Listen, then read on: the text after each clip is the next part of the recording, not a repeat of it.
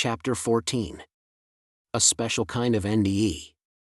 The true value of a human being is determined primarily by the measure and the sense in which he has attained liberation from the self. Albert Einstein, 1879–1955. When I was initially in the realm of the earthworm's eye view, I had no real center of consciousness. I didn't know who or what I was, or even if I was. I was simply there, a singular awareness in the midst of a soupy, dark, muddy nothingness that had no beginning and, seemingly, no end. Now, however, I knew. I understood that I was part of the divine and that nothing, absolutely nothing, could ever take that away. The false suspicion that we can somehow be separated from God is the root of every form of anxiety in the universe, and the cure for it, which I received partially within the gateway and completely within the core, was the knowledge that nothing can tear us from God, ever. This knowledge, and it remains the single most important thing I've ever learned, robbed the realm of the earthworm's eye view of its terror and allowed me to see it for what it really was, a not entirely pleasant, but no doubt necessary, part of the cosmos. Many people have traveled to the realms I did, but, strangely enough, most remembered their earthly identities while away from their earthly forms. They knew that they were John Smith or George Johnson or Sarah Brown. They never lost sight of the fact that they lived on Earth. They were aware that their living relatives were still there, waiting and hoping they would come back.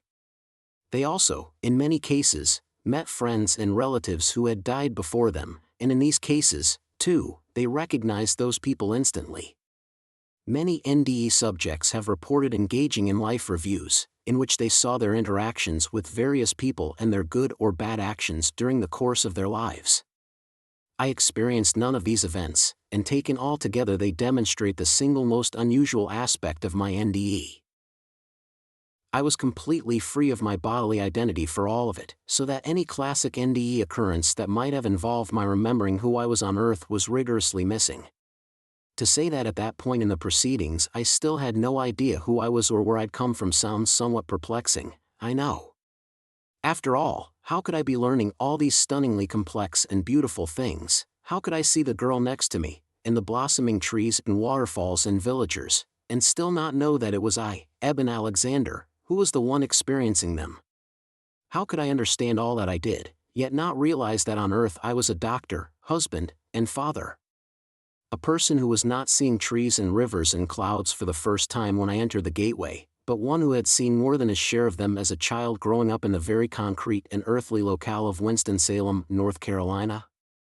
My best shot at an answer is to suggest that I was in a position similar to that of someone with partial but beneficial amnesia.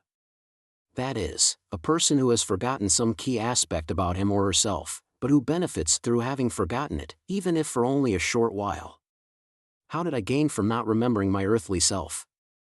It allowed me to go deep into realms beyond the worldly without having to worry about what I was leaving behind. Throughout my entire time in those worlds, I was a soul with nothing to lose. No places to miss, no people to mourn. I had come from nowhere and had no history, so I fully accepted my circumstances, even the initial murk and mess of the realm of the earthworm's eye view, with equanimity. And because I so completely forgot my moral identity, I was granted full access to the true cosmic being I really am, and we all are. Once again, in some ways my experience was analogous to a dream, in which you remember some things about yourself while forgetting other things completely. But again, this is only a partially useful analogy, because, as I keep stressing, the gateway and the core were not remotely dreamlike but ultra-real, as far from illusory as one can be. To use the word removed makes it sound as if the absence of my earthly memories while in the realm of the earthworm's eye view, the gateway, and the core was in some manner intentional.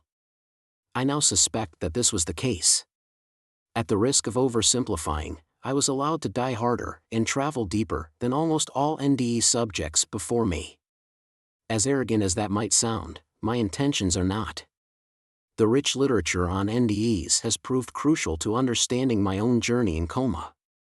I can't claim to know why I had the experience I had, but I do know now, 3 years later, from reading other NDE literature, that the penetration of the higher worlds tends to be a gradual process and requires that the individual release his or her attachments to whatever level he or she is on before going higher or deeper. That was not a problem for me, Because throughout my experience I had no earthly memories whatsoever, and the only pain and heartache I felt was when I had to return to Earth, where I'd begun.